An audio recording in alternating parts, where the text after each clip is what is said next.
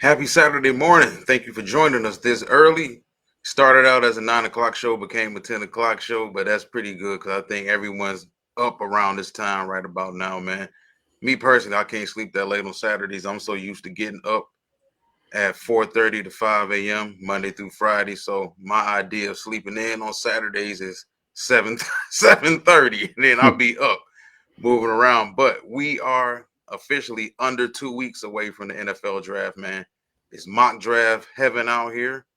Everybody's got speculation on who's going where, what team likes what guy, who's overrated, who's underrated, who could be a key undrafted free agent, and so on and so on. Everybody's got draft boards, big boards, or whatnot. So, what we're going to go through today will be my personal big board, even though, well, draft board, even though it's not one I created. I actually took one that was created on ourlads.com and I edited to highlight the players that I have in each round as potential prospects for our Detroit Lions. You have yours actually written down that we're going to go through as well. We can match those. And then I think by next week, we should have one put together. Us total that we can go by for the NFL draft. You're not going down there night one, are you? Night one, no, not Thursday night. Friday, Saturday for sure. You know what I'm saying? Okay. I plan on going down Friday.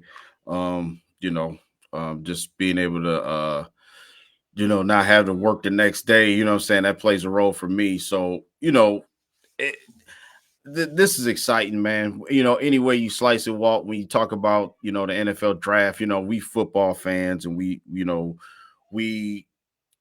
love it regardless, but it has an extra, steam. It has extra steam this year, obviously from, being here in Detroit. So and you see the signs, and I was just downtown last week and last weekend, just seeing the development and just seeing, man, all of this is going down. It's getting ready to happen pretty soon, and we excited. Just think about the prospects that we get ready to talk about. That's exciting. They're the ones that's actually playing in the NFL that's going to be drafted. So this is exciting time, for everybody involved, from the players to the teams. Everybody has high hopes, and the executives, the scouts, everybody, is doing their job, working to the wee hours in the morning to get any little crisp detail, that you can give your guy an advantage. Because let's be honest, while every draft pick has a camp, and they got certain people that they're talking to, as well as the media outlets, you know what I'm saying? So, you push for your guys, man. You know what I'm saying? Like here in Michigan, we have a national championship team, in Michigan that won the national championship at college. That's a big deal. So obviously, when you look at the talent, the players that were on that team, you know what I'm saying, that were seniors, that were impact players, you kind of figure that they would factor into some of the picks this year. You know what I'm saying? So, I mean, we were talking during the pre-show, man. We see all the craziness, with certain draft picks. Like you say, how much can you talk about Caleb Williams? I mean, it's a foregone conclusion that he's going to be the number one pick in the draft. You know what I mean? So there's so many, that's getting to the point to where everybody knows that now. So it's kind of like, let's talk about something else. And I think, the JJ McCarthy stuff is starting to pick up steam, and rightfully so. I think he's probably one of the most intriguing unknown players that we kind of know who he is, what he could do, what the situation was. And it's funny because I think that the great mystery, I think, in this whole with the quarterbacks is who's got the balls to pull the trigger on JJ McCarthy. I think that's what it's gonna come down to, man. You know what I'm saying? Because we know Caleb Will, we know Jaden Daniels is probably going to be the second pick in the draft, rightfully so. Drake May is kind of up in the air. You maybe a third, third overall, maybe drops if he don't get picked third. He could drop out of the top 10. It's a situation where JJ McCarthy could go third, or maybe other teams trade up. We've heard the Vikings, or could Jim Harbaugh stand pat at 11 with the Chargers and take them? You know what I mean? Not take them, but just it. because he's got Justin Herbert. So scratch that. He would never take JJ McCarthy. But what I'm saying is his other Denver. That's what I was getting at. Denver, Yeah. the same division. It's exciting, man. To see all the hype and let's be honest, I'm excited because this is the Detroit Lions Avenue show, and listen, the Lions got opportunity here to get some players, man, and I think that just like every year we have certain players, like we're gonna highlight them today. We did the same thing last year.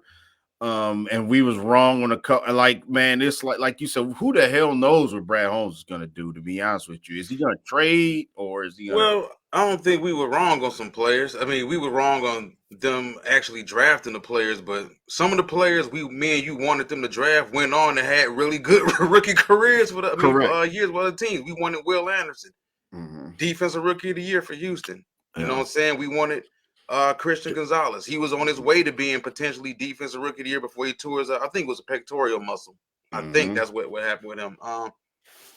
Devin Witherspoon. Yeah, He was a Witherspoon, guy we Jalen wanted. He Carter. had a hell of a rookie season. So we weren't actually wrong on the picks.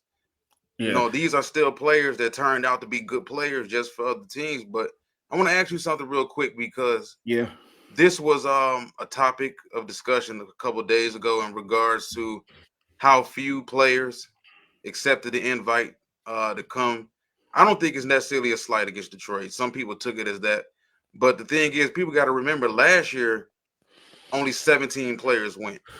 I think it's a situation, I think it's disheartening to see that a lot of players, and I don't blame the players, I blame the agents. I think the agents are getting their hands all over the Senior Bowl, the pro days, the combines, these players in general, and they're not necessarily manipulating these kids, but they're telling them to not do anything anymore, which appears like you're hiding something.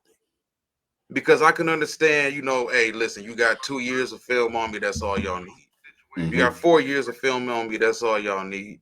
Yeah. What makes you any different from the thousands and thousands and thousands of other athletes who were number one overall picks or top 15, 10 picks and went to the combine and actually competed? Like, Mm-hmm. it appears like you do have something to hide now. Or the competition, some guys just don't want the competition. Some dudes know they're not going to run fast either. Because you got guys, and we had this for years, who went to the combine, did the 40, did the vertical, did the 10-yard split, and Yeah. chose to not do the cones, chose to not do the bench press, chose to not do the broad jump. Why are you not doing those events? That's why we respect the Sue so much. Sue went to the combine and did every damn thing. Mm-hmm. Like, Yeah. that's the type of attitude you actually want out of a player. But how do you feel about it? I think it's just like, for me, it's disheartening because I love the combine. I love the NFL draft process. Yeah. I Me love too. watching the workouts. I love the Senior Bowl. I love the pro days. And to see guys to have a NFL draft, and a lot of these players just don't. They want to spend that special moment at home with family. So I do get that. Mm-hmm. But to Yeah. have an NFL draft where there's going to be 32 picks in the first round, and there's way less than that's going to be there is kind of wild. I think some of the guys they invited that actually accepted the invite might not even go in the first round, which could make for another awkward situation. But how do you Mm-hmm. feel about the whole process of the NFL draft and how it's kind of being looked at as null and void now? Yeah, I totally agree. I think, we live in a world right now where everything is Zoom, everything is virtual, you know what I'm saying? So, less is more sometimes, maybe like not, like you said, like think about it. You got to get tickets for everybody. Well, not necessarily tickets, but you got to accommodate probably a huge gathering of people, travel, going to an unknown city or something like that. Maybe that's something that nowadays people say, like you said, let's just, have a gathering, you know what I'm saying? Have it at our house or, rent out something or, rent out a hall or something like that. Or, You do know the agent pay for all that.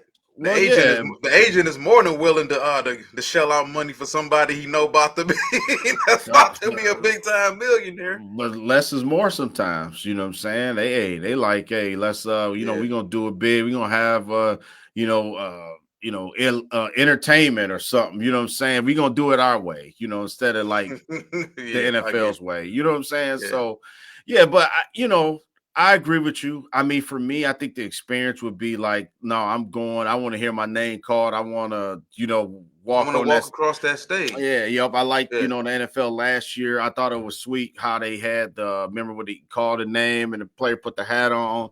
They looking at themselves in the mirror with the hat. I thought that was a really nice touch. You know what I'm saying?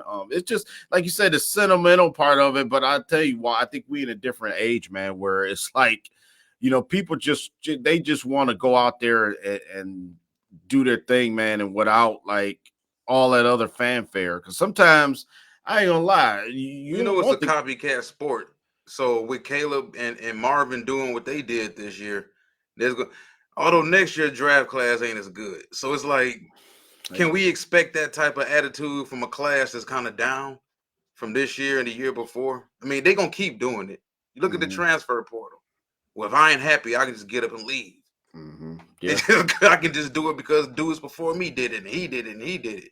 yeah, So yeah, it's weird, man. It's yeah. disappointing. I For would, me, it's yeah, disappointing. yeah. And then because I remember I was having this conversation with somebody. They was like, "Well, why are you judging, Caleb Williams and Marvin Harrison for not, going to the combine?" I'm like, I'm not judging them, but it just rubbed me the wrong way. I mean, that's just I'm not saying that they're not good players. We Yeah, know you that don't have to they're like it yeah. or even understand it, or But for it that just matter. for me, it like to say if it was my son or my daughter, what I'm saying, I would say, hey, go work out. You know what I'm saying? Go get the exposure, do the interviews, go, you know what I'm saying? I mean, that's what I would do. I mean, that's what I would say if I was in that situation. I had a child in that situation.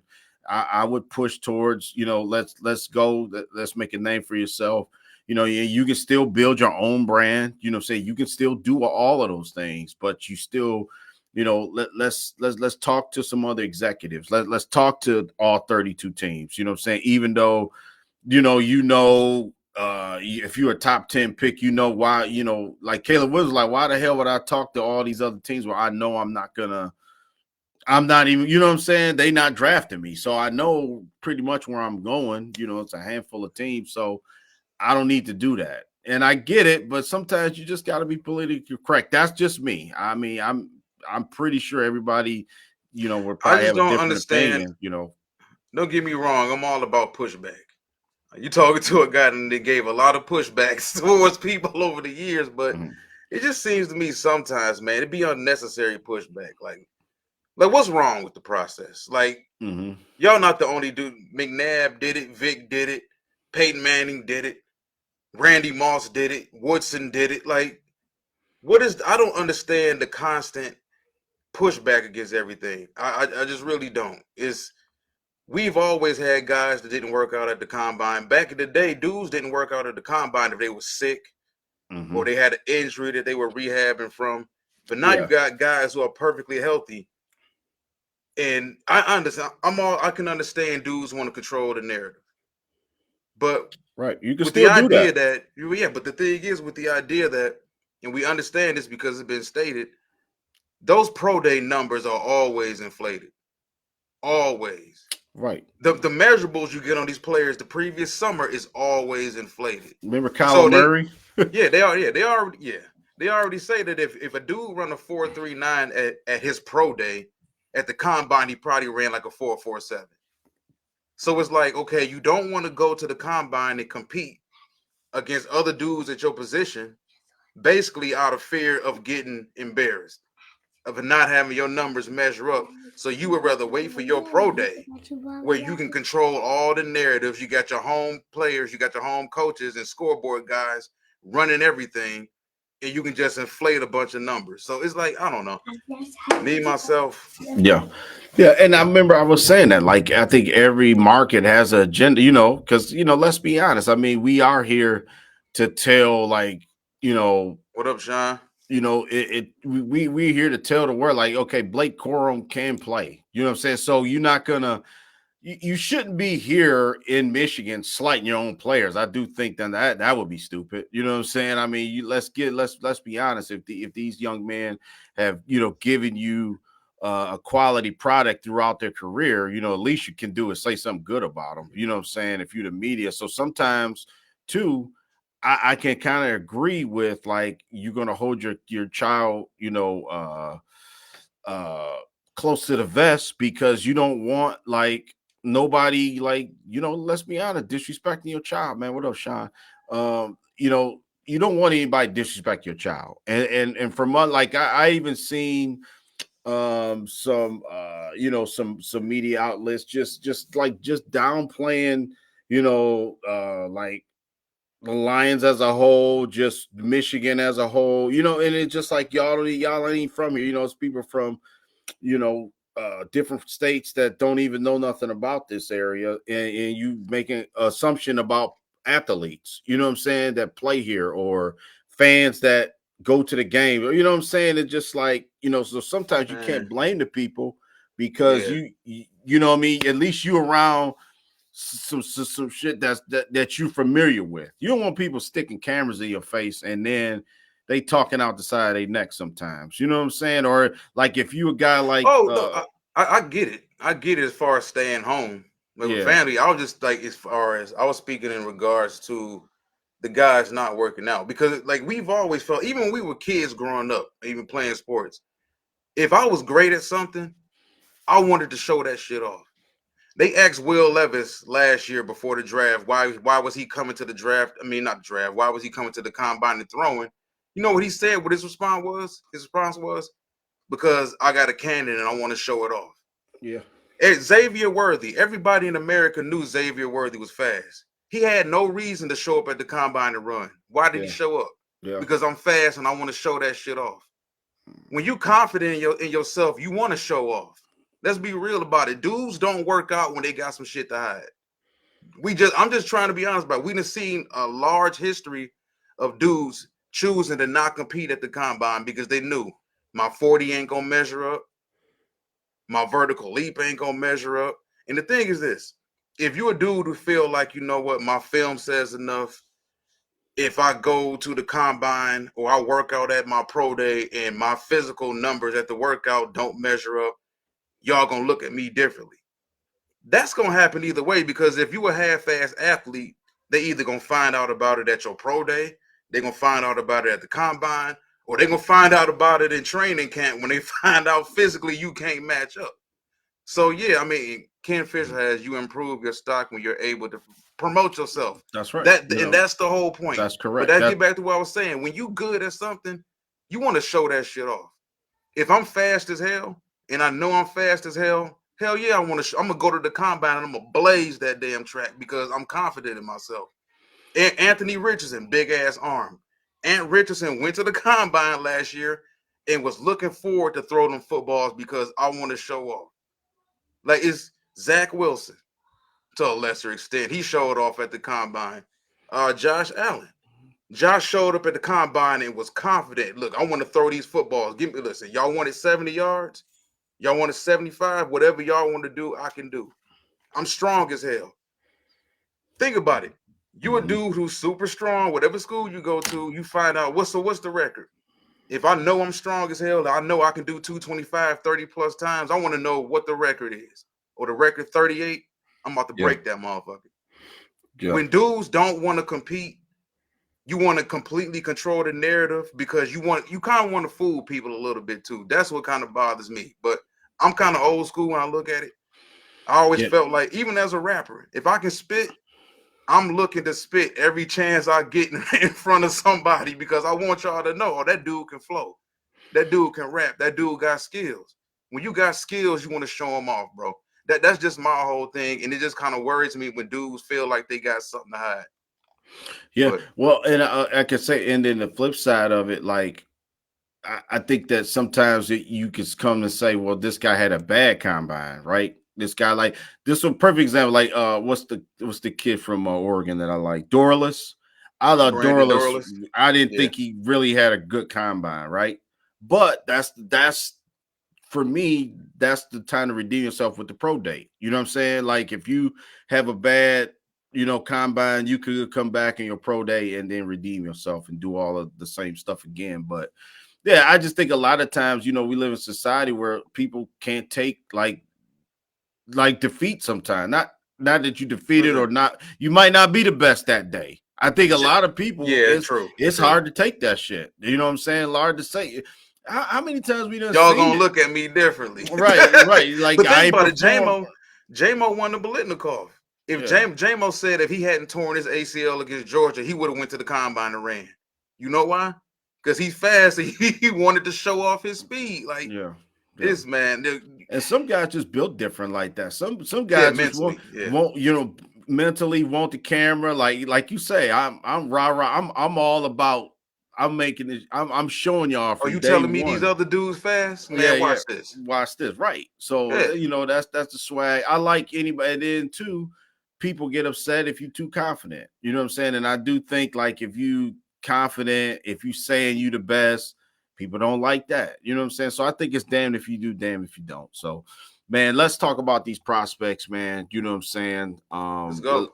Let's get into this because where you want to start? I mean, what side of the ball you want to start on? You Well, want to you bring do. mine up Yeah, first, do or do your list. Let's do your list. You know what I'm saying? Kendall out here saying facts? Yeah, what's up? Whatever What's up, we Ken? said, it was facts. Yeah. All right, so I'm gonna bring this up real quick. I got Oh this big man. board Yeah. via ourlads.com. I like Our Lads. I also do mess with PFF, but I do like Our Lads because Our Lads over the last 3 years, I think watching how the NFL draft unfolded, it unfolded closer to what they had rated ahead of PFF. I do like PFF for certain things statistically in regard, especially like defensive linemen, snaps as far as in the A gap, B gap, what technique they were at a lot, did they drop a lot? I pretty much, when it comes to PFF, focus on that part of it. But I got this actual draft board from ourlast.com. If you do subscribe to them, you can get the same thing. And I just went through it, edited a little bit, and highlighted the players that I have on here who I believe should be on the Lions board right now. Right here, they don't have any first round running backs, which kind of makes sense. But in the first round, they do have wide receivers Marvin Harrison Jr., Malik Neighbors, Roma Dunze, Brian Thomas Jr., Lad McConkey, Xavier Worthy. I do have Xavier Worthy highlighted on my big board right here because for the simple fact, he's a good football player. Yeah, First and foremost, I think people, and he's not somebody that just rolls up draft boards because he ran a super fast 40. He ran the fastest 40 in combine history. Yeah. People got to remember, Xavier Worthy was projected as a top 15 to top 20 pick last summer. That was unreal, man. To see And him he's, like witness I that, said, that was unreal. That's crazy. Yeah. Like I said, he's actually a good football player. I made the comparison. He's a little bit taller than Henry Ruggs. He's a little bit taller. Weight-wise, they're kind of in the same little area. But I bring up guys like him, Marquise Brown, John Ross, for example. If you think about it for what it is, John Ross was a top 10 pick and had no business being the top 10 pick. Now, I don't think anybody would take Worthy in the top 10, but I view it like this. If he's a better football player than all of these other guys coming out, I feel. Except for Henry Ruggs. I felt Henry Ruggs was going to be, he was on his way to being a damn good player before the situation happened. And now, no, that's all over with. But I think Xavier Worthy, in my estimation, is a better player than those other short, fast guys, especially Ross overall. He's a guy that fits into our offense because we already know they want to play horizontally. They don't really want to play vertical a whole lot. Yeah. They want hitches, they want screens, they want slants, they want short curls, they want short digs, shallow digs, they want mesh routes, rubs, and yards Worthy's after a catch. guy. Yeah. Now people say, well, you know what? You already got J-Mo, what you need more speed for. I've seen mock drafts that got the Dolphins taking Xavier Worthy, and that's the fastest team in football right now. And I believe when they took over here, the first thing head coach Dan Campbell said was, we need to get some juice. We want a fast, smart football team. And he emphasized fast. Now, would I take Worthy at 29? More than likely, no. But if we move on to the offensive tackle position, you got Olu Fashanu, a guy who could potentially fall. I don't know how far he could fall. Troy Fatanu, tackle/guard from the University of Washington, and Talise Fuaga. Even though I don't believe Talise Fuaga would fall all the way to to 29, but Yeah. he is still a guy that I do like. And I feel that, him being able to play some right tackle, some right guard, the idea of being able to plug him in at right guard next to Penei Sewell is very, very intriguing.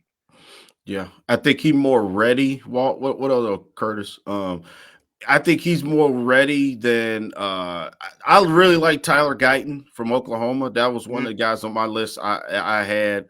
I think Tyler Guyton more of a project. He a massive, massive kid though. I would love to have him on this offensive line, but I don't know if Tyler Guyton would be ready right now if you put him out there. I don't know that. I think J.C. Latham. Nah. Then that's what I'm saying. Guyton is more of a project to me. Farga ready to play. That guy ready to play right now. I think he can play. So I get what you getting at with him. I love JC Latham, but there's no way he'll be there at 29. It's No, not. Latham probably gonna be the top. He could be number one or number two. Yeah, he gonna be in the top, 15, 18 picks or something like that. But yeah, I no disagree here. Receiver wise, if I had to just double back, how I feel about Brian Thomas. I think Brian Thomas is probably one of the unsung guys in this whole draft. Malik Neighbors, his running mate, is better. Undoubtedly has everything you need in a top, receiver. How I feel about Rome Odunze. I like all the Washington guys. Him, Jalen Polk, McMillan. I think all three of those guys are solid as hell, but I think Odunze is the best out of.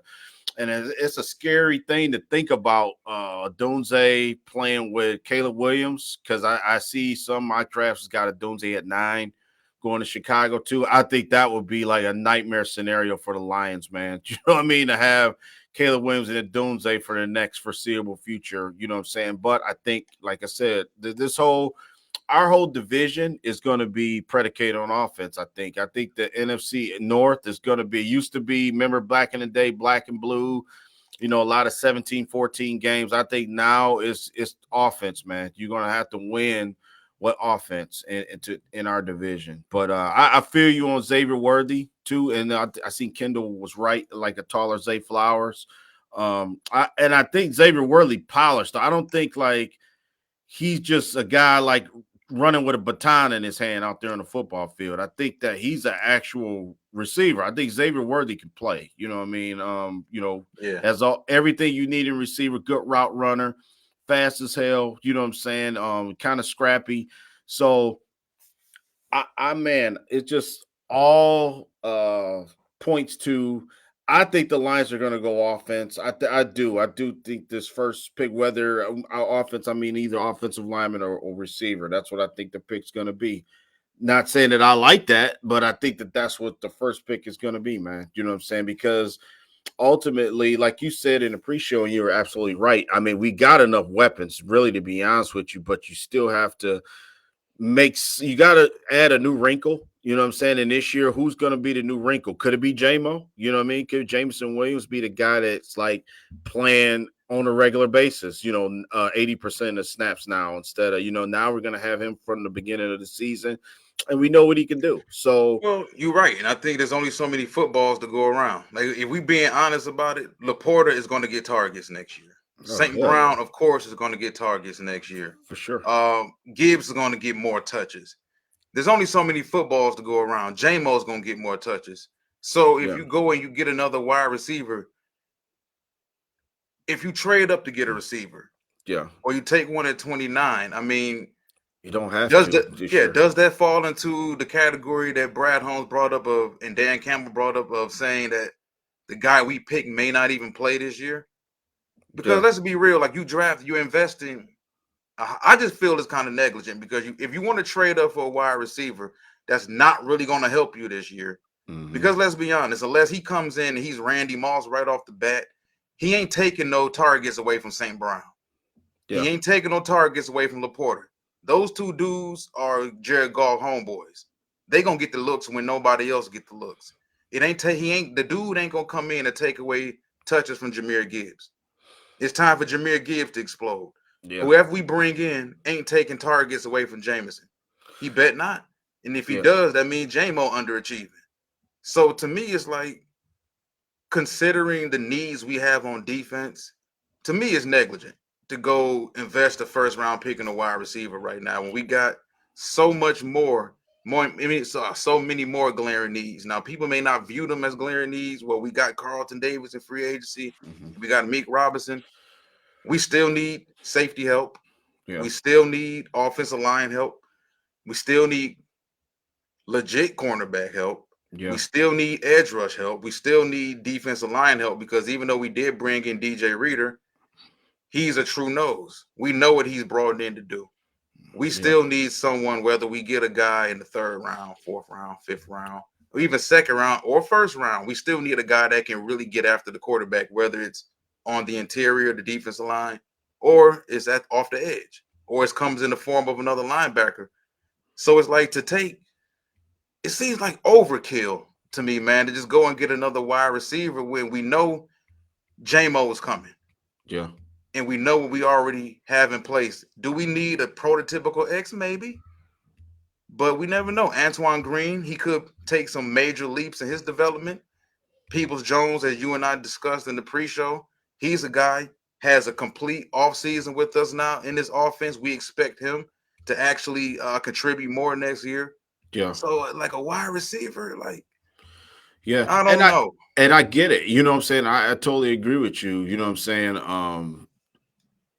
I'm defense. I just think that it's just is amazing that we can't, can we start like drafting defense? I mean, like Thank you. impact. Can we draft an impact player? That's what I'm saying. Like, what I mean is this. Okay, like we're still on the offensive side of the ball. I think our point will be well taken when we get to the defensive side of it. So, but what I'm saying is, I'll wait to say what I want to say about the defense, but right now, I mean, we're talking about offense, right? So I just truly believe if you don't have to, go and trade up or anything to get a receiver, you don't have to do that. I mean, like you said, I think it's the talent is so good at receiver. I believe this year. It's just my opinion. I just think that you can wait and just let the guy come to you that you, unless you want one of the top guys, like you were saying earlier, unless you want Harrison or something like that, then you try to do something crazy and trade up. But But for it seems me, like it's the same thing every year. yeah. Yeah. Because for me, I would rather have like the best corner, right? Than I would rather have the third best corner over the third best running back. I mean, third best receiver. You know what I'm saying? I mean, I just believe that would benefit our team more. You know what I'm saying? And then you could take, go. I mean, we stole a receiver like I can't see that wall. Blow it up a little bit. I mean, I would go Javon Baker. I would go Malachi Corley. I would go what's the kid from Louisville, Jamari Thrash. You could take any of Yeah. those receiver. You know what I'm saying? Later on in the draft, you don't have to do anything crazy. You even Troy Franklin. I like Troy Franklin a lot from Oregon too. I think yeah, I see Malachi Corley. I think Malachi Corley, Javon Baker are, man, those two guys right there. Like, there's a lot of people sleeping on those. Not Well, us, not the people in the know, but I just think people just don't know who those guys are, man. And it's I think the problem is also this, man. We've seen this. This is our third draft together, and we've seen this heading into every single every single off season. yeah, Fans have complained, have bitched and moaned about yeah, for 3 years. yeah, The defense, the defense, the defense. We need to draft all defense. We need corners. We need edge rushers. We need difference makers. And then what happens the closer we get to the draft? They fall in love with the sexy offensive player. yeah, And yep. then when the season starts and defense struggles, oh, Aaron Glenn sucks. All Mhm. the defense. But y'all had a chance to get defense and you fell in love with the bright, shiny toy on offense. Yeah, The way y'all yeah, always do. And they say what the fan base end up doing. Screw the defense. We want the offensive guy. yeah. It And it, I, it doesn't. It doesn't make sense to your point, given the fact that you have so many other. You and I are in agreements with Aaron Glenn. He's kind of had to make chicken salad out of chicken shit for a minute. for a Now, does he long, have yeah, bad players on defense? No, but it's taken him 3 years to get even average players on defense. yeah, Aiden Hutchinson is ascending. We can agree with that. DJ Reader is a top level player when he's healthy. If it wasn't for the recent injury, Reader would have got more money, probably from somewhere else outside of Detroit. yeah, We struck gold on Branch, and Jack Campbell looks like he's going to be a really good player. And We slowly develop Derek Barnes. We hope Derek Barnes comes back even better this next season, but Yeah. we still need some difference makers. And it's overkill, man, with the offense when you expect so much more out of the guys you already got. Yeah. Yeah. And then when you go when Gotcha. you go into the let's see, third round, I'm just trying to see your list here. Yeah, Marshawn Law, I really like him at running back. I mean, even though running back people, dare I say, we shouldn't even mention running back around here. But like I said, you got David Montgomery is a guy that, okay, he's in a second year of his contract, and you know what I'm Thank you, saying? Sean Well, Malone. and it comes to a point to where we all see the running back situation when it's time, when the clock is ticking, unless you Derrick Henry, Adrian Peterson, or a freak of nature like that, the shelf life is quick on a running back. So we got Dave Montgomery for one more year. He's been super productive for 6 years in NFL, one with us. I mean, I wouldn't be opposed to taking a running back late. You know what I'm saying? This is a damn good running back class, to be honest with you. I do think we could pattern what the Green Bay Packers are doing. You know what I'm saying? I mean, I always reference A.J. Dillon. I think he's the perfect, like, second back to have, second or third back. I think we need to get a bigger back, like a Trey Benson or what's the kid from Wisconsin, that Byron Allen or Braylon Allen, or it's some guys, a Stemi from Notre Dame. I really like him. It's about 3 or 4 guys, man, the Lions can add, and it wouldn't, like you said, it wouldn't be taking any balls away from anybody else. I just think that we need another nuance to our offense, though. I do think, to stay, like, so it's not stale. You know what I'm saying? Because we kind of know, hand it off to Jameer, hand it off to David, and then look for St. Brown or Laporta on third down. You know what I'm saying? Or you know what I mean? Kind of like let's be less predictable sometimes. I think sometimes with our offense, that was the only complaint that I kind of had, that, you know, we were kind of predictable in some of those games. You know what I'm saying? Like, I think the Lions did well because we were good enough to react when, like, if we were able to play our game, like run the ball to start the game, and then we normally succeeded when we tried to do whatever we want to the other team, right? But sometimes, like in the Baltimore game, when we was down 21-0, and you sitting there trying to hand it off to David Montgomery and you down 3 touchdowns, that's not going to work. You know what I'm saying? So that, for me, I think you need to be ready to be in those shootout type games. I think this year is going to be the Packers, Chicago. They got offense. You know what I'm saying? So, well, I'm glad you brought that up too, because I want to ask you about a guy who maybe we got it wrong. Maybe they feel like, you know what, we do want another running back later, but we don't want a bruiser. We want another guy that can provide some versatility. That could be a guy like Bucky Irvin from Oregon. He's small as hell. He's small as hell, small, though. but he's explosive. Like, he's a guy. He's another one of their type of guys that they can line him up in the backfield. He showed he can run the ball between the tackles. Yeah, but I don't think that's what his specific role is going to be at the next level. But he's a guy they can put in the slot. He's probably the best receiving back out of this draft. So maybe they want another running back like him. Yeah. Maybe they don't want a big back. Maybe they don't want a back at all. But as I said on the Detroit Lions podcast a few days ago, I'm not opposed, and I said this to you, I'm not opposed to drafting a running back in every draft, if not every other draft, because if you look at well, like you said, the level, the extent of the expectancy of these guys career-wise, and the fact that nobody wants to keep paying them. Yeah. We don't want to talk about it here now, but yeah, Montgomery, more than likely, Montgomery probably has a maximum of 2 more years here. Because Gibbs is the younger, more explosive, talented back. You're going to pay him. You're not going to pay 2 running backs. So by the time it's time to kind of gracefully move away from Montgomery, that's when you have another dynamic back.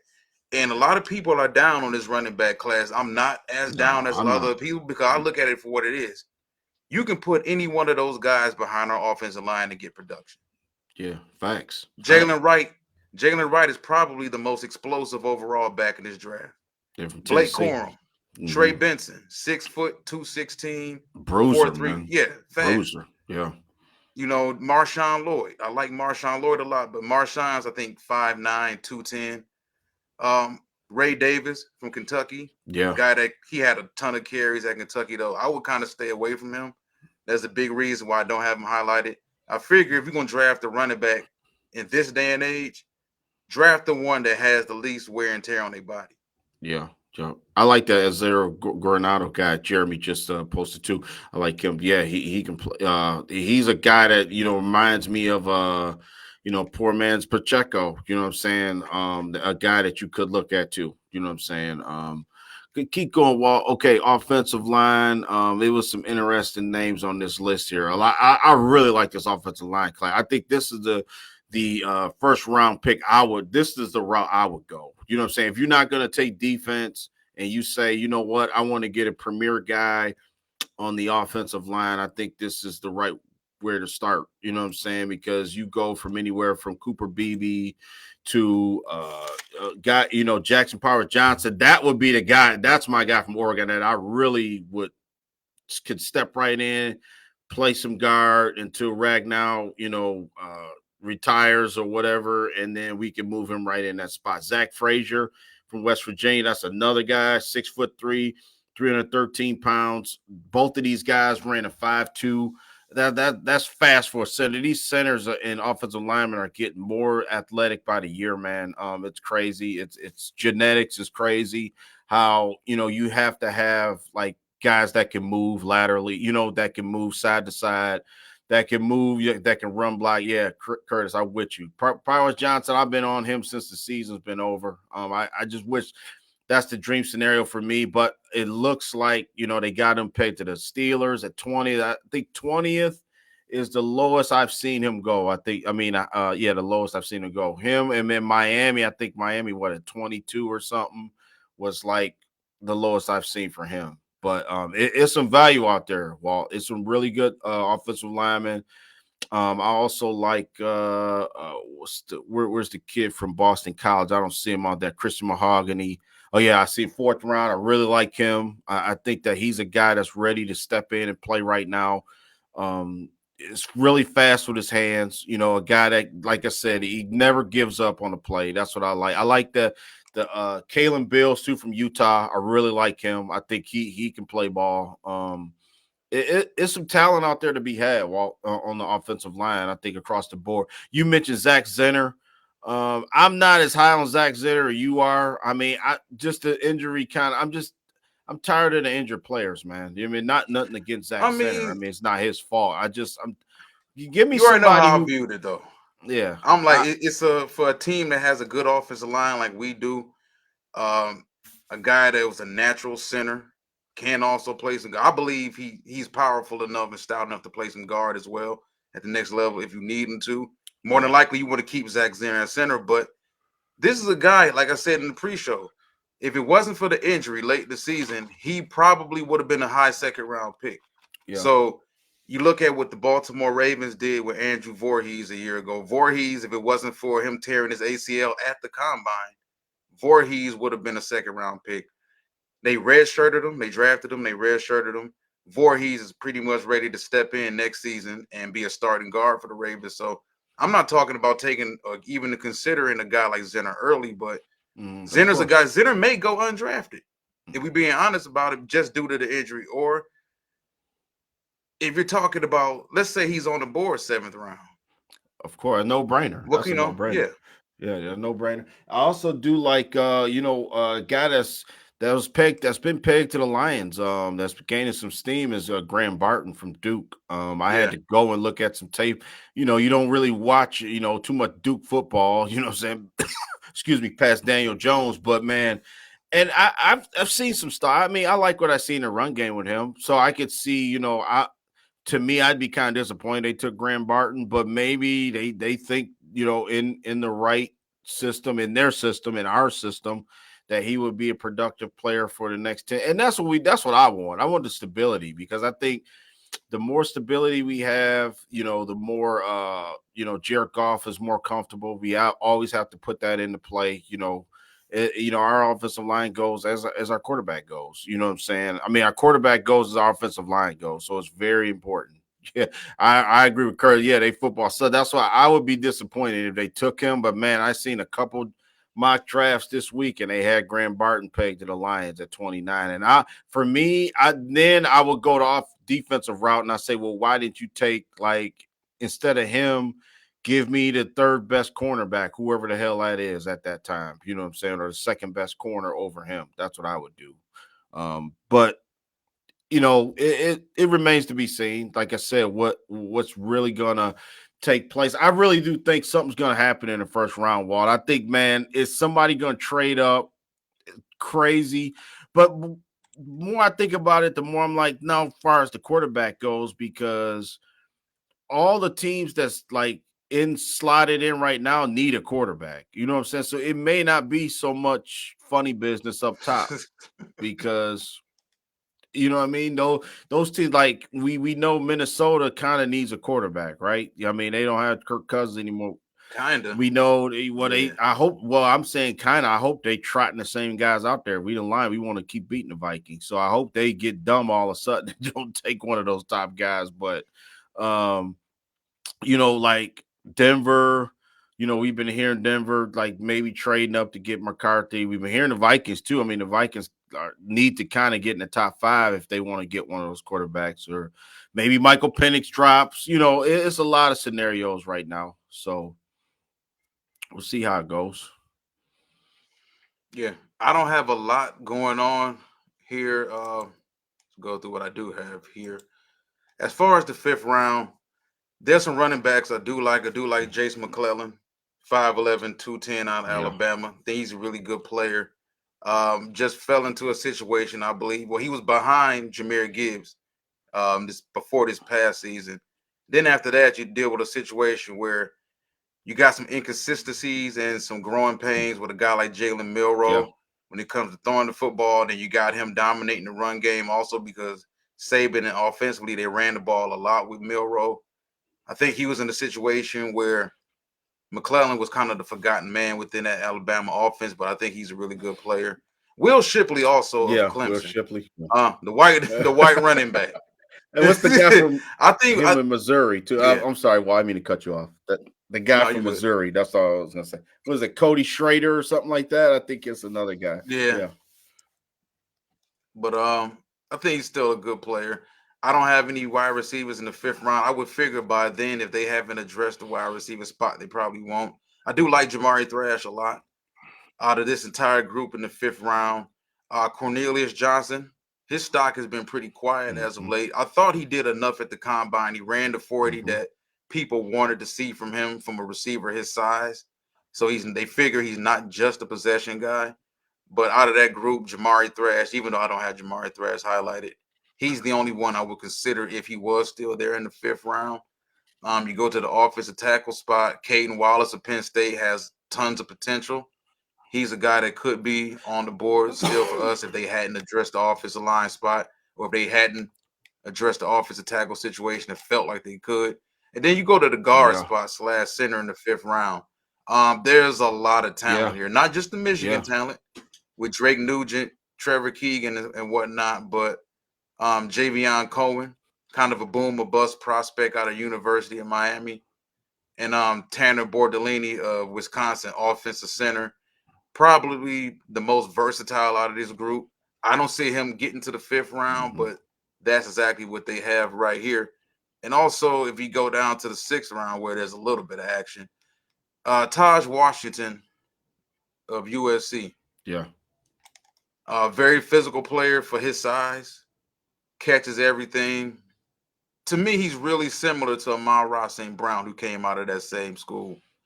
I had him as one of my sleepers. I think Washington is a guy who could eventually develop into a starter for somebody. He's just a guy that, for whatever reasons, has been really slept on the past couple years, but Mm-hmm. very, very, very talented player, man. Very talented Yeah. player. So let's go to the seventh round when it comes to the offensive players that I do have on here. Not a lot of action.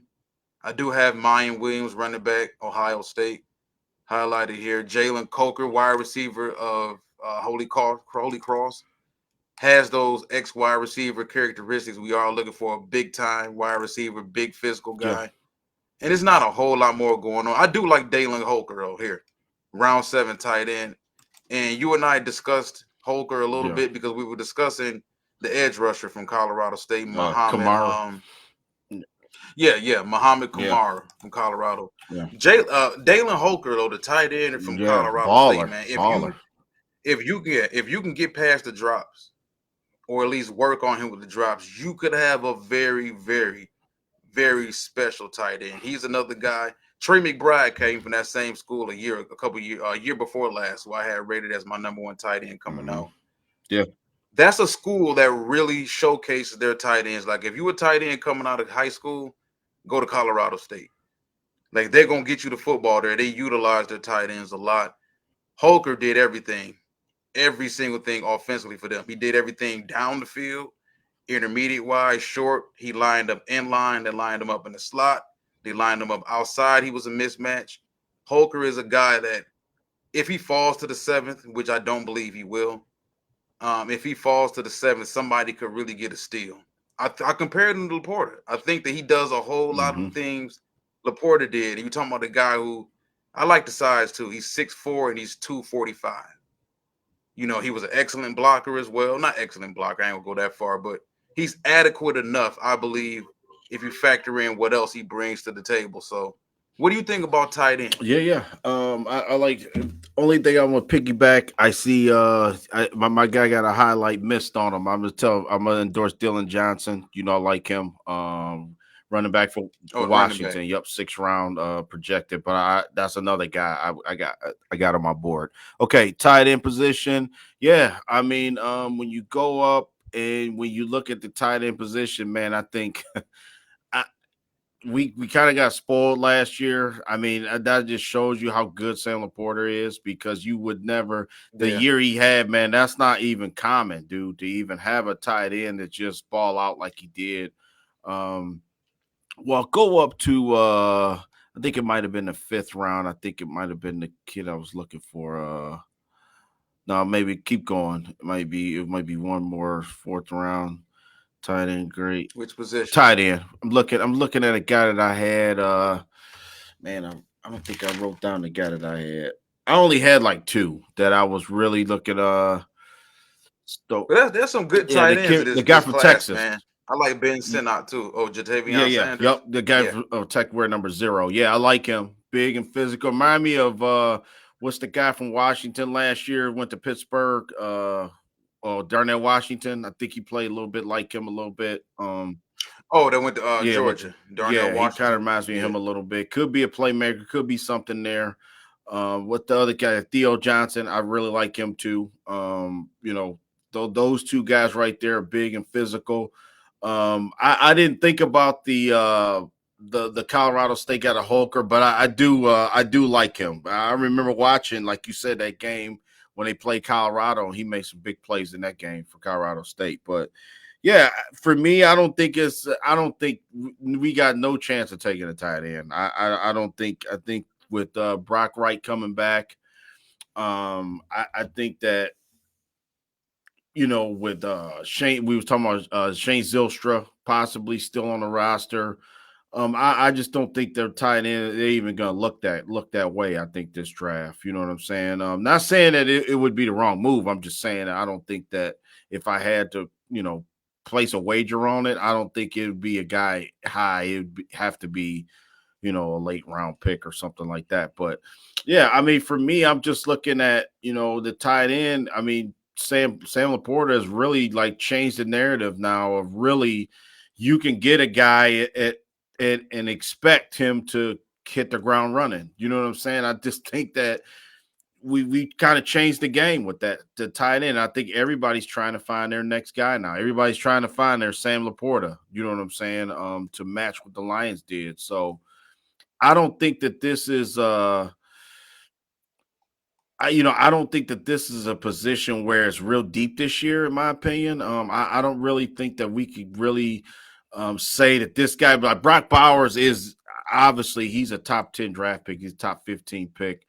And he's going to be a guy that, you know, continues to to be like the fan favorite. You know what I'm saying? Rightfully so. I mean, Brock Bowers was a playmaker machine at Georgia. You know what I'm saying? So when you look at that position, and the tight end is, listen, that's everybody, every team has to have one. You know, we look at Kyle Pitts, we look at other teams that has, top tight end play, upper echelon team, Travis Kelsey. You see teams with a couple like the Cowboys. I think the Cowboys kind of maybe need to start focusing more on the tight ends. They have some Hendershot and a couple guys, the kid from Michigan last year, McKeon.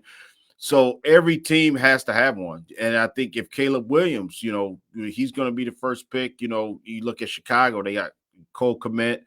They have some guys that, can come in and give Caleb some help. I think the tight end is the first position you look for especially when you draft a young quarterback. So, if you're a team and you get a young quarterback, obviously you want to have, a guy like, Cole Kmet, Sam Laporta, you name it, the top tight ends in this league is really a main factor. Okay. When you getting in, I want to talk about the linebacker hybrid position. I mean, it's a lot of, like, when you get to defensive linemen, I mean, man, Walt, me and him had a lengthy discussion before on the pre-show about, it's all about being a guy that fits your system. Like, for me, I thought Dallas Turner was electric at the combine. I mean, for me, just seeing him, and seeing the quickness, seeing that, it was almost like damn near a Will Anderson clone to me. That's kind of how I felt about it. Not saying that he's the most like dominant pass rusher, but I do think that he is going to be like off the edge. You'll be a nightmare. The quickness, maybe not that great as well as Chris Braswell against the run, but I think on the outside he can, cause some problems and get to the outside and make your offensive line really have to double down and sink in, dig down and try to block him on the outside. I think that's going to be an issue. A guy that's gaining some team is Latu from UCLA.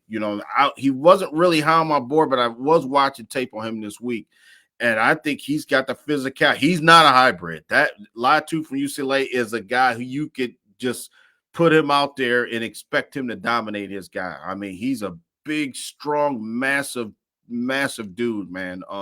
Comes off the edge, really intimidating. I think I got him pegged not above Jared Verse. Jared Verse is like my A1, like guy that the line. I would just hope that everybody forgets about Jared Verse coming into the last part of the first round. I hope Jared Verse, people get amnesia and forget about him, man, and the Lions can just get him, or hopefully that's a guy that's more realistically I would trade up for. You know what I'm saying? Or get one of these guys.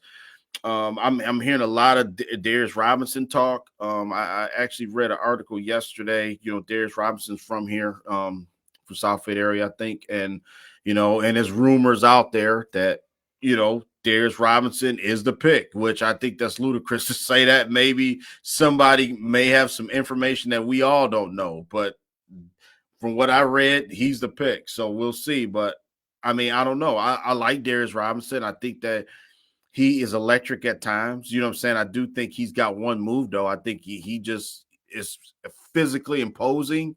And I think he just bull rushes guy and just run him to the ground. But sometimes that don't work, man, in the NFL. So you got to have some more, moves in the toolbox, so to speak. But I do like Darius Robinson. I think he would be a welcome addition to what we already have on the defensive line. And it scares me when you talk about Missouri, because you don't really think of Missouri had juggernaut players, but think about it, the last couple of years they've had, even on the cornerback position, you got Enos Rakestraw, a guy that's that I'm kind of warming up to him on the corners. We'll talk about corners later, but he didn't really do it for me. I mean, I've seen a lot of traits that I do like, but I've seen 7 or 8 guys that I would take before Enos Rakestraw. But Darius Robinson he could be a guy. I mean, he's physically strong, legs, shoulders, a guy that could just overpower you. And I think that people just always forget about like the power, the imposing dominant part of it. Yeah, you talking about men boys playing, young men playing against grown men that's 8, 9 years into the league, and you're trying to come in as in year one and try to be physically imposing.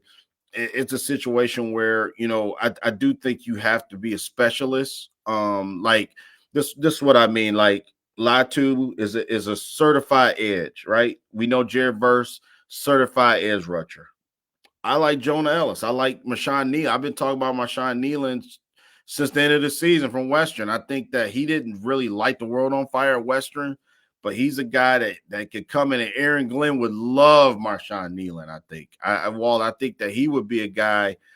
Even Jonah Ellis, I think Jonah Ellis needs a little bit of retool, like NFL coaching, what I'm saying, as far as Utah, because you're not really, like, Utah and Western are really not known for, having dominant guys on the defensive end. So I think that Aaron Glenn would love one of these two guys. I mean, how you feel about how you feel about Nealon as a whole? How you feel about Jonah Ellis? Because I know we've been talking about Braden Fisk. It's been guys that we've had conversations about, but I mean, what are your thoughts on them two as a whole? I think Marshawn Nealon looks different. We talked about his body type. He's 6'3", a little over 6'3", 275. Very powerful, very explosive, and compared him to what's the name that we drafted out of Kentucky? You Year talking ago. Josh Pascal? Josh Pascal. Body type wise, I think he's very similar to Josh Pascal, but the difference is he's a natural pass rusher. Yeah. Not to say he can't stop the run, because he's physical, he's aggressive, he's intelligent when it comes to the run game. Yeah. He will stop the run, but he's more of a pure pass rusher. He's a guy that wins with a lot of power, a lot of hand placement, leverage. He's a natural pass rusher. Pascal, on the other hand, being around that same height, weight, body type, arm length. Yeah. He was always, even at Kentucky, to me, he was always just a more versatile guy that could give you some 5 tech, give you some 4 tech every now and then over the tackle, a little bit of 3, but you're not going to move him inside a whole lot. That's my thing about it. Yeah, for sure. And there's two unsung guys that I do like later rounds, may not even be drafted, that type of thing. But we talk about Muhammad Kamara from Colorado State, 6'1", 248. Walt plays on that interior line, can move around a little bit. Nasty streak. I really like him. I mean, he's a guy, like you mentioned, when they played Colorado, he got into a couple scuffles, I think, against Colorado. Just a mean streak. I like him. I like Nelson Caesar too, from Houston. 6'3", 254 pounds. Just another guy that I think would come in and just right away, man. I want a guy that I don't have to shelf him for a year. Like the whole Broderick Martin 3rd round pick, I was pissed last year because I was like, he ain't gonna play, and I knew it from the start. You know what I'm saying? Because, like, not to down Broderick Martin or nothing like that. It's just I want somebody who could play, man, who could come in and just you don't have to put the kid gloves on them. You don't have to put the training wheels on. Let's get somebody that can line up from day one and play, man. I think that's one of the issues with our team. I think that, God bless our coaching staff. They do a great job of coaching guys up. Look at Derek Barnes.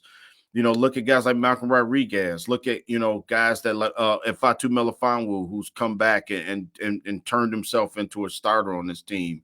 You know what I'm saying, Walt? So we have guys that can play as a result of our coaching staff being, A1 coaching staff. So I believe that any player we bring in, I think if they don't want to coach you, I feel like you can't be coached, man. You know what I'm saying? Look at Quara, look at Julian. I mean, Julian Quara is like they gave him every opportunity, and it was like it just never came to fruition with him. You know what I'm saying? So I just think that we need more depth, man. Defensive line, linebacker. We could use another one. What's your thoughts on Peyton Wilson from NC State? I mean, do you see him as a viable pick? Because he could be in the 20s. I mean, I don't see him being a top 20 pick. He could be there. You know what I mean? Yeah, we've seen some questionable mock drafts and boards that had him in the top 20 or whatnot. I don't think he's a first round player. Just off the injury alone, and then you look at the body type, he's real similar, I think, to Drew Sanders from a year ago. A guy who could do a little bit of Yeah. everything, go sideline to sideline, play linebacker, missed a decent amount of tackles. Yeah, yeah. I want a guy like you said. I want an Edrin Cooper. That's like he's number one on my board. Linebacker wise, I mean, I got DJ Turner. I mean, Dallas Turner. I got Chris Braswell because they're pretty much hybrid guys off the edge, can play linebacker. Then I got Edrin Cooper to go behind those guys. So that's kind of how I got it pegged. I think the Lions might have a choice between is Chris Braswell. That's interesting to me that Chris Braswell is not like being talked about. Like you said, I don't think he's great against the run, though. I think that's partly why maybe he's not being like in the top 20 or top 15.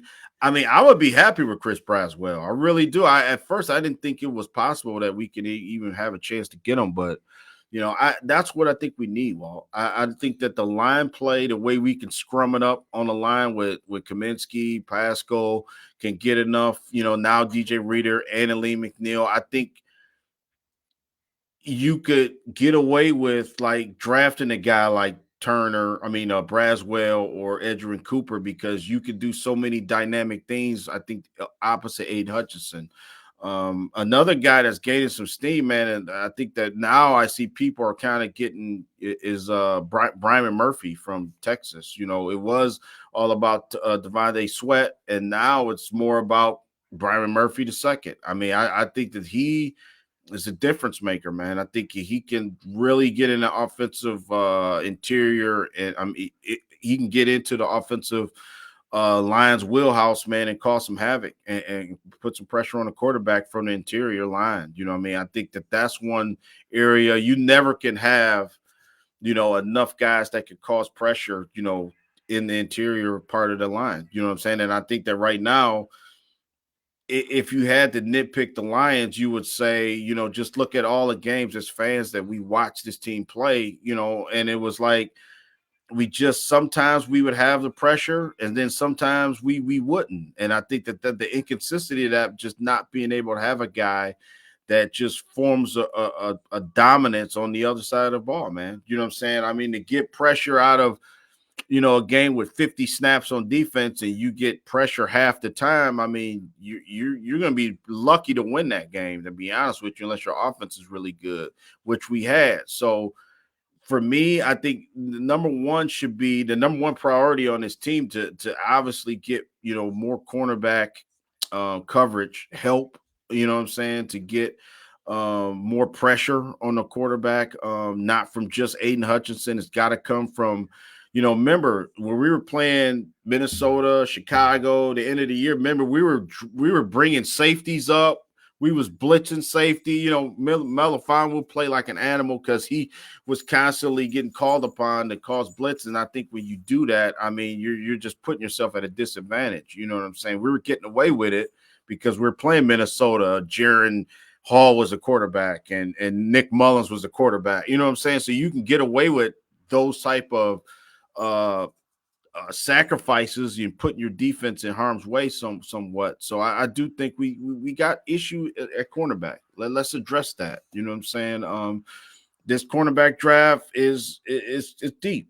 I mean, it really is this year. I think it's better than last year. Take your pick, man. Kool-Aid. If you would have told me, I think I said this in the last podcast. I think if you would have told me that if Kool-Aid McKinstry was available, I would have ran the card up to the podium. You know what I'm saying? But now, I mean, so many other different guys have really emerged as being the pick to me. Kool-Aid has a lot. I think he's physical presence, but I think he lacks in coverage to me a little bit. I think he's a guy that may cause a stink at the line of scrimmage, but he'll be playing catch up, that type of thing. And I don't think that that's really what the Lions, what we need. You know what I'm saying? We've had that. I think we need a guy, and trust me, a cornerback that's like an A1 corner, lockdown corner. They're hard to find, but I think that is a lot of prospects out there. Guys like TJ Tampa is a guy that I like. I'm still not on the Cooper DeJean bandwagon yet. I don't know. I don't know if Cooper DeJean, you could say he's a top 20 player. I mean, first round draft pick as a cornerback. I've seen him play. You know what I'm saying? I like what I've seen, but I don't know. I think it's other guys out there, that you could get actually get and really, be able to make up for it. You know what I'm saying? Not to down Cooper DeJean at all, because I don't have an agenda against Cooper DeJean, but it's just like I just feel like, just to put it in perspective, I think Nate Wiggins, his 40 time was just blew the doors off everybody, solidified himself for being a number one draft pick. I think, when you're a guy that you could run and you could you know, have that speed, that makeup speed, man, that's first round like all day. And look at the talent that's come around the draft the last couple years. Speed is a big part of it, especially at cornerback. Yeah, I think Walt having some technical difficulties, so just bear with me, y'all. Walt's the engineer, but I'm gonna bring it home for us today. Yeah, it's a situation where you got Terrion Arnold. Obviously, hands down, he's gonna be the number one pick in his number one corner, probably taking it in his draft, which I'm cool with. I'm more of a Quinyon Mitchell guy. I think that I think Walt. I can speak for Walt too. You know what I'm saying? I think he's a Quinyon Mitchell guy. We both are from Toledo. The guy just wins, man. You know what I'm saying? He don't tighten up within the 20-yard line. Within the red zone, he can always like make it happen. You're a ball hawk. Usually wins every time. The only knock you could say about Quinyon Mitchell is, was the talent, competition there, talent wise. Was it good enough to solidify being a first round pick, a top 15 pick? I think is yeah. I mean, it's not his fault. You play at Toledo and you don't play against, you're not playing against Notre Dame's, or you're not playing against, Oregon and Washington, the top, offense in the league. But Quinyon Mitchell can play, man. I think that he's like this year's like Devin Witherspoon, man. It's just he could be a guy that can be really dominant at times. As far as he does give up a couple inches, size wise, but that's okay. If he could be physical, you got to watch it. In NFL, a lot of hand checking will get called for pass interference, illegal contact, stuff like that. But all that stuff's coachable, like Quinyon Mitchell. Kool-Aid McKinstry, we talked about him. There's a couple guys that I got pegged, y'all. I want y'all to really keep an eye on. Okay, Oregon has Kyrie Jackson. Is a guy. I think Kyrie. I don't have the measurables written down in front of me, but I do know the player. He's like 6'2", 6'3". He's played against those Brendan Rices of the world. He played against Rome Odunze and Jalen Polk. And I mean, Kyrie Jackson is a damn good cornerback. And whoever gets him, I hope the Lions take him. As I could see, he's a guy, can kind of model like what Melifonwu was when we first drafted him coming out of Syracuse. As a guy, maybe a second, third, fourth round pick, but a guy who could actually get in there and hold his own against anybody. He has the size to do it. You can't move him. He's got the speed, good recovery speed. Kyrie Jackson, damn good cornerback. Cam Hart from Notre Dame is another guy.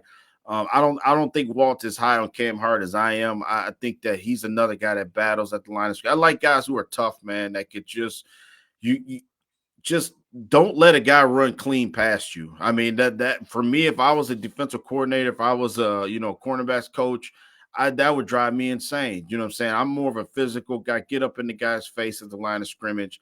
I think Cam Hart can be a guy that you teach him. I don't know necessarily. He is probably going to be a late round pick. He may be a day 3 pick, but listen, it don't matter where you get drafted. You know what I'm saying? Especially with this coaching staff, I think the Lions could turn anybody into a starter. I really do. I think this coaching staff, as opposed to, I think that's the one thing that people aren't really talking about is the Lions coaching staff as a whole. Like in the past, it used to be a joke, right? Where we would know you would damn near have to be a superstar player to get any development out of anything, any former Lion players or anything like that. Now, I mean, now we're to the point that we develop guys and we can actually see a guy going somewhere else and being a good player. You know what I'm saying? It was like usually if the player would be on the Lions, not be on a team anymore, and then he would be like off the face of the earth. You wouldn't even know, didn't even play anymore, other than like Kyle Vanoy, Dominican Sue. We've seen other guys go places lately here within the last 10 years, but man, it's been slim picking. So, having said all that, a guy like Cam Hart, I think, would be a guy that, could come into this system.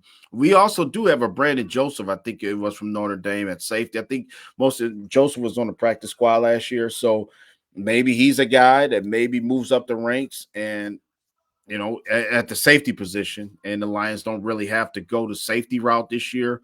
It's two guys that I really do like. I've done 3 or 4 mock drafts, and both of these guys have came up both times. The last 2 mock drafts I did late round is Josh Newton from TCU and Jarvis Brownlee from Louisville. Jarvis Brownlee Jr. from Louisville. I think, man, he's another guy that whoever gets him is going to have a ball player. You know what I'm saying? That can play, that just like won't back down from anybody. Josh Newton is a little bit undersized, but he's a guy too that makes plays. You know what I'm saying? That smells the ball and get in there and make a play, when you need to. So ball hawking. It is a safety.